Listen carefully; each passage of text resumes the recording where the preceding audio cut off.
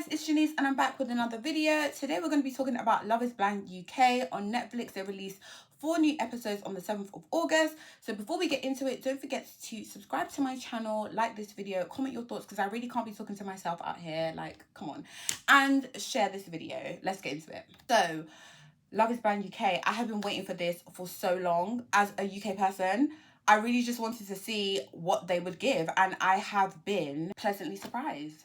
I didn't think there would be much promise with the UK Love is Blind. I'm not gonna lie, just being a UK person.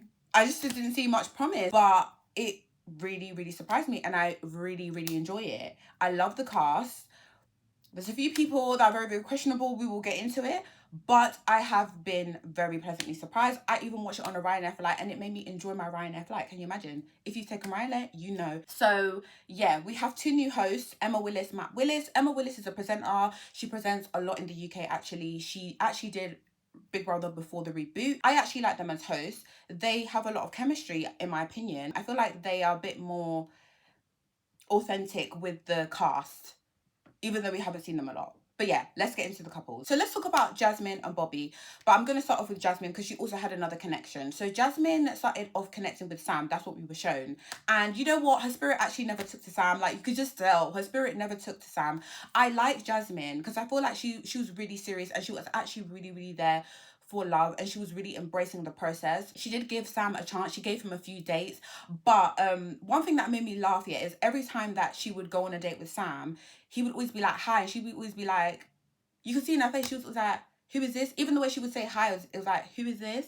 She would never really remember it was Sam. So that's how I knew that she didn't really like him and she wasn't really there for it. Maybe it was Sam that was requesting the dates because we know, we'll get onto Sam. But yeah, she saw many red flags in Sam. I'm glad that she actually told him what the red flags were because it was so obvious with Sam, his red flags. But, you know, sometimes it's good to help someone, even though Sam could not be helped in that moment in time. She did her best.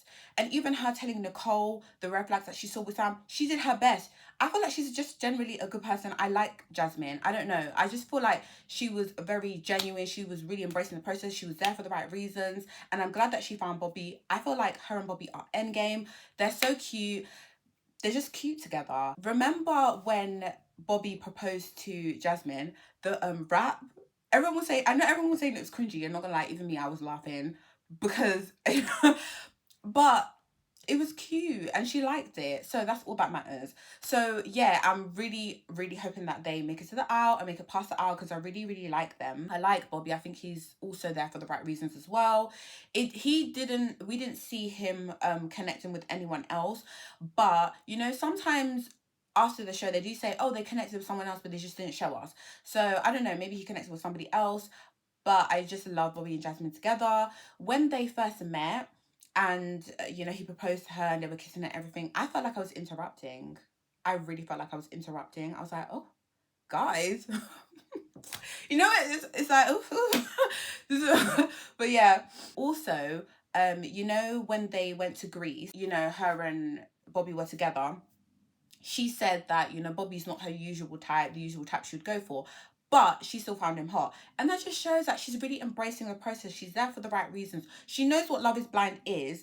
And she's not trying to act like, oh, I was just trying this. I really felt like I could do it. But, you know, I can't do it. Because, you know, some people, they go on the show. They really, they meet someone and then they're like, oh. And it's like, this is the whole point of Love is Blind. Like, you're probably not going to meet your type. But that's the whole point because you need to connect emotionally first.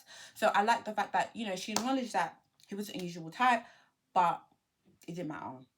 That's what I like. I don't know. I just really like Jasmine. I think her intuition is spot on. The way she clocked Sam's BS from the beginning, she's just, yeah, spot on. I think it will be very interesting when the whole cast meet. And she meets Sam, and because I know there's always drama, do you know what I mean? Because Sam is terrible. Like, I can't wait to get onto Sam because he is actually terrible. But when the whole cast meet, I think it will be very interesting how she interacts with some of the other guys and some of the other couples, because I just think her perspective is needed. She's very smart, she's switched on, her intuition is spot on, and she actually listens to her gut, unlike some people. Yeah, so for me, the couple that is endgame this season to me is Bobby and Jasmine. They don't really seem to have any issues. I hope they don't have any issues. Even in the trailer, we didn't really see anything you know, going on. So I feel like they're the couple that will obviously say yes. I'm going to move on to Katherine and Freddy. I'm going to talk about Katherine first because Freddy, there's not really much to say about him. We didn't really see much about him, let's be honest. But Katherine, I mean, she's weird. I don't like Katherine, sorry. Because, first of all, in the first episode, we see her, she's talking to Ollie and she's talking to Freddy a little bit. But the crying, the excessive expressions on the face, like, sis, do you want wrinkles? You don't want wrinkles. You know you're on TV. We know you're on TV. If you cry a little bit, we will see. You don't have to do too much. You don't have to squeeze your face so hard. Like, it's a bit, you know, it's giving actress, but it's not giving what you think it's giving, you know? So yeah, that's one thing that kind of ticked me off about Katherine in the beginning, because I just feel like nobody cries like that. Nobody squeezes their face like that when they cry. It's a bit much. And then every time, you know, when her and Freddy, okay, we're talking about her and Freddy now, but when her and Freddy were connecting and someone had the same name, it's like you're crying. It's like, that doesn't mean anything. You're on a TV show, you know. I'm pretty sure they know these things and they ask these questions because it seems to happen every year. So it's not really what you think it is, Katherine. Be for real. Now, her connection with Ollie. I never got the impression that Ollie actually liked her like that. I think Ollie maybe could sense that she was more his type from the way she spoke and the way she described herself and maybe the things that she said that she liked. Katherine now, Katherine, I don't even know if Katherine likes Ollie. I don't know, because I just felt her behavior with Ollie was very interesting. Like, did you notice the way that she would change her accent whenever she would speak to Ollie? And it's like, Katherine, you said you're from Jersey. We know people from Jersey do not speak like that. He has a London black accent.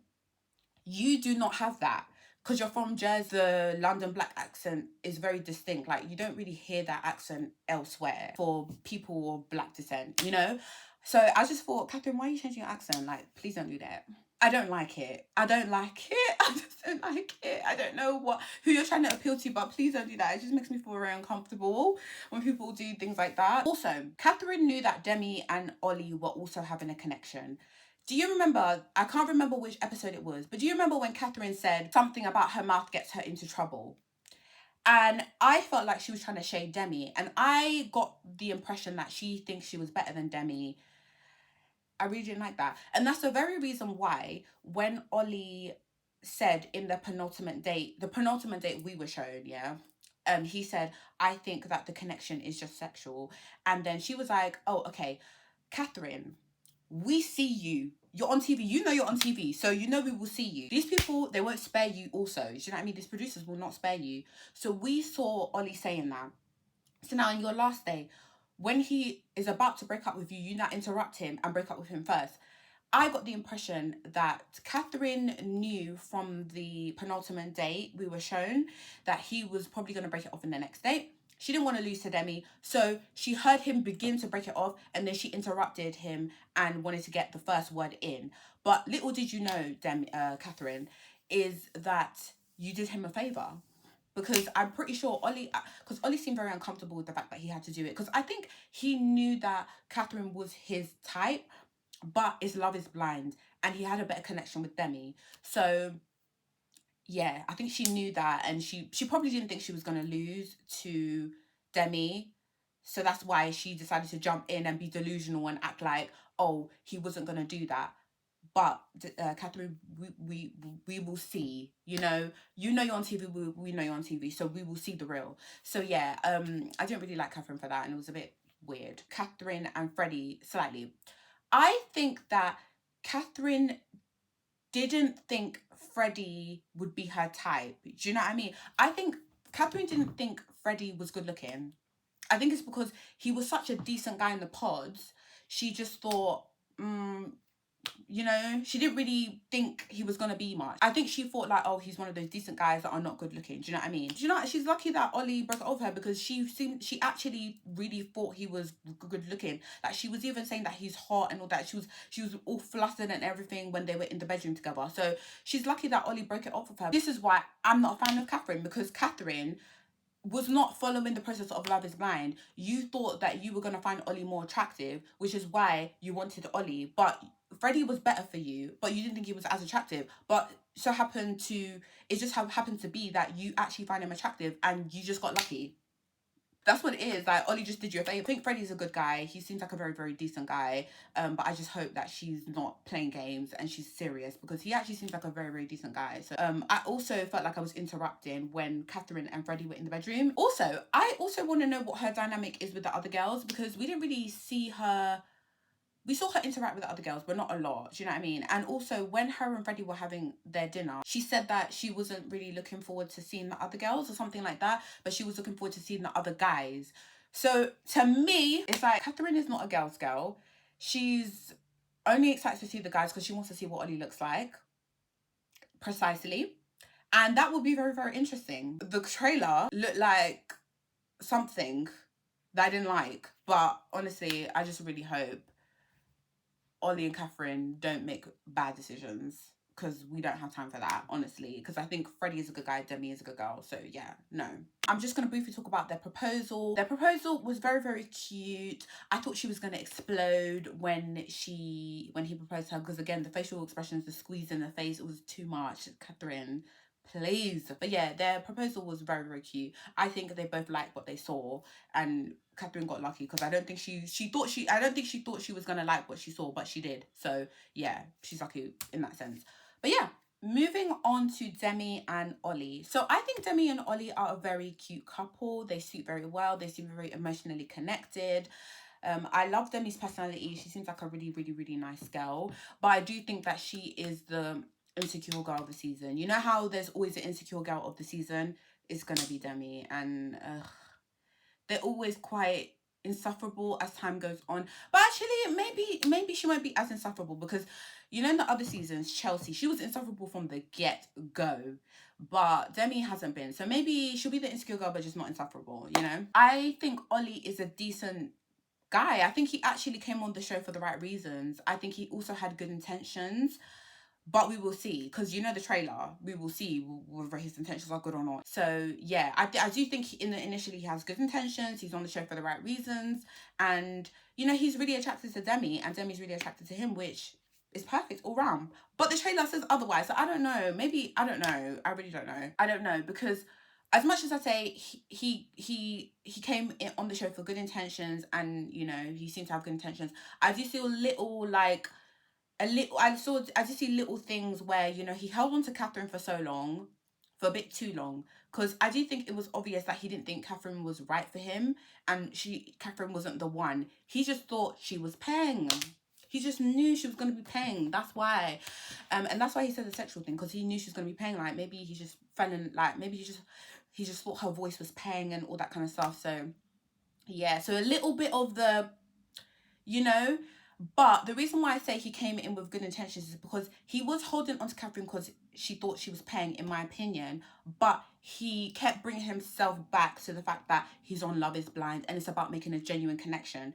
So, yeah, that's why I do think he has the right intentions, and he actually is on the show for the right reasons, because he was bringing himself back each time. So, yeah, and then he picked Demi, you know, the person that he actually had a connection with. But yeah, I'm still side-eyeing him slightly, because the preview shows that he is gonna sway a little bit, and I just hope that he just doesn't do Demi dirty, because she doesn't deserve that. And I do think, although Demi is quite insecure and all these things, she's working through it healthily. Like, she knows that she's quite insecure, but she's not projecting too much. She's trying to get out of it. She's trying to do things to help herself. Yeah, I just hope he kind of gives her the time and just like works with her a little bit. Katherine doesn't have much substance, so yeah, she might be your type, but she doesn't have much substance at all. Let's be real. And she's also insecure as well. Let's be real. I just hope that they work through it, but the trailer doesn't look very promising for them. I won't lie. Moving on, Steven and Sabrina. I love them. I also think they're endgame too. They first met, they hit it off straight away. They're very mature. And also the kids thing, when she said that she doesn't really want to have kids, but he said he wants kids, but then she was like, you know, they can surrogate it or adopt. He owns a gym, so he probably has the money to surrogate, you know? So, and I love the fact that they worked through it. When they left their thing on a cliffhanger, I was so nervous, but I'm so glad that there was another episode, because they worked through it. I just really like them. I just think they're very, very mature. Even though I wasn't sure whether Sabrina actually liked him like that, because even when he proposed, she's quite mysterious. She was quite mysterious throughout the whole time they were in the pods. But I don't know if that's just the way that they portrayed her. But she seemed quite mysterious, because even when he proposed, like, I didn't know she was gonna say yes or no. Like, I didn't know, and I didn't really know if she really liked him like that or not. Like, but I think maybe that's just her. She's not a very emotional person. Maybe that's her. But I'm so glad that they got together when they met. They both love how each other looks. I just think they're perfect. Perfect like Jasmine and Bobby. Perfect like Jasmine and Bobby. Their proposal was very, very sweet. The ring he got her just shows how connected they were, because that ring really suits her and she loved it. Like, just really suits her. And it seemed like something that she would like, and she did love it. So yeah, I'm really loving Steven and Sabrina. I think Steven is a very mature guy. Even the way he was talking to Benaya about Sam, he knew Sam was a red flag himself. Just shows that he's a very good guy. Switched on, came on the show for right reasons, really looking for love, and really worked hard for the process, and he found Sabrina. So yeah, I just hope their end game. I hope the kiss thing doesn't come up again and it's not an issue for them. I just hope that they make it to the out. I kind of feel like they will, because I think they compromise on that and she's happy with that. I just hope that her suggesting surrogacy and adoption is something that she actually wants, because then I don't like it could become an issue again. Do you know what I mean? So hopefully it's actually something that she wants, and she's not just saying it because she wants him and she wants it to work, because we don't want it to become issues again. Do you know what? The casting has been great this season, honestly. But let's move on to Nicole and Benaya. All I have to say about Benaya is that he's homeless. Like, I just heard that he's homeless and I kind of tuned out. Because how can you, like, let's be for real, I'm not even joking. How can you go on Love is Blind? You know the premise of the show. You know that the end goal of the show is to get married. So you are homeless and you want to tell somebody you want to get married? I don't think that's acceptable. You didn't even, what was his job again? I don't know. And the thing is, I can't believe I was actually rooting for a homeless guy, for Nicole to pick a homeless guy, simply because he was the lesser of two evils. And Sam was absolute trash. But yeah, that's all I have to say about Benaya, let's be real. Nicole and Sam, because this is where we need to dive in. Okay. So Sam is absolutely deplorable. He's terrible. He's horrible. He's literally on the show to boost his ego. He is deeply insecure. It's actually quite concerning. He just came in with a script, empty words, and I'm really shocked that Nicole actually fell for the script, simply because she's been married before. So I was quite shocked. He just wants someone to boost his ego, and he kept overplaying how good looking he was. Like, he was making it seem like he was really, really good looking, and I just felt that was really, really weird. And I'm so glad that Jasmine pulled him up on it, as I said before. But you know, she tried to help him, but he didn't want help. So also, when he was talking to Jasmine and Nicole, he kept saying, oh, how he's the good guy, like, girls never choose the good guy, and he wants to find someone, but he doesn't know why he can't find someone. You're going to a nightclub to find a wife. Please be for real. I'm not saying that it's impossible, but, like, let's be real. I don't know. I just don't think a nightclub is a serious place to look for marriage. Like, I felt like his conversations with Jasmine were very funny. I found them entertaining, because Jasmine was just not having it. She was not having it. Her spirit wasn't taken to Sean at all. Sam. Her spirit was not taken to Sam at all. It was just so funny when he confessed his feelings for her. She was like, Sam, be for real. Your script may be working on someone else, but it's not working on her. Be for real. Like, it was just quite funny. It was quite comedic. I won't lie. It was just very comedic. I know they were being serious, but it was, well, Sam is not really serious, but yeah. It was comedic. He's just not serious, and he's just there for fame, clearly, because when Jasmine rejected him, now he's saying beggars can be choosers, and then he's acting to Nicole as if he didn't, like, she's the only one he wanted. It's just like, this is so horrible, because she's gonna watch this back. It's quite embarrassing. It's just like, oh my goodness, like, what are you doing? This is not the way to get fame. Like, I think he would have suited on Love Island, personally. I don't know why he applied for this show, really and truly. Now let's talk about Nicole. Nicole is literally a ... Like, I don't know what to say about her. Her decision making. 2 people told you he was unserious. And I understand maybe why she didn't take it from Benaya. But your friend Jasmine, she even rejected him. And she told you what this type of person was. And you still didn't listen. And then you proceeded to ask him if he was serious, thinking he would actually tell you the truth. Nicole, be for real. What is going on here? What is actually going on here? I have a suspicion that maybe she picked Sam, or she went with Sam because she just really wanted to get married, or she just really wanted to go to the next stage. And she really wanted Benaya, but Benaya, they had a conversation, and Benaya said he wasn't sure that marriage was something that he wanted. And so I think that just turned Nicole off, and she was just like, all right, go with Sam. I think maybe that's what it is, because to me it seemed like she really wanted Benaya and she wasn't that interested in Sam, but then Benaya saying he wasn't serious kind of just pushed her to Sam. Maybe I think that's what happened. I hate this for Nicole because he literally only picked her because Jasmine didn't pick him, but also Sam didn't want Jasmine either. He just wanted anyone to get to the next stage because he just wanted to be there for the whole show. Do you know what I mean? So, but Jasmine clocked that, and I'm sad that Nicole didn't, and she's actually picked him.